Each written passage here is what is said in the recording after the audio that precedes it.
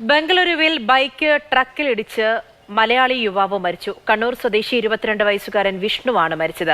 ഒപ്പമുണ്ടായിരുന്ന മറ്റൊരു മലയാളി വിദ്യാർത്ഥിക്ക് ഗുരുതര പരിക്കുണ്ട്. KB ശ്രീധരൻ വിവരങ്ങൾ നൽകും.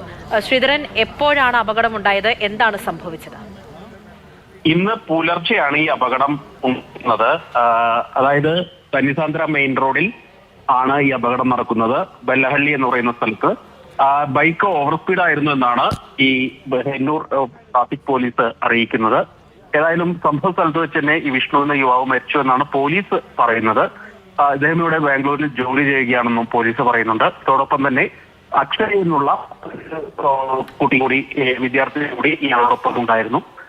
അക്ഷയ ഗുരുതര പരിക്കോടി ആശുപത്രിയിൽ ചികിത്സയിലാണ്.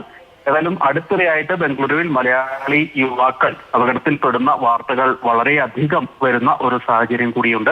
ഏതായാലും മൃതദേഹം ബന്ധുക്കൾക്ക് വിട്ടുകൊടുക്കാനുള്ള നടപടികളൊക്കെ സ്വീകരിച്ചു എന്നും ട്രാഫിക് പോലീസ് അറിയിക്കുന്നുണ്ട്. ശരി, ദാരുണമായ സംഭവമാണ്. KB ശ്രീധരനാണ് വിവരങ്ങൾ നൽകിയത്.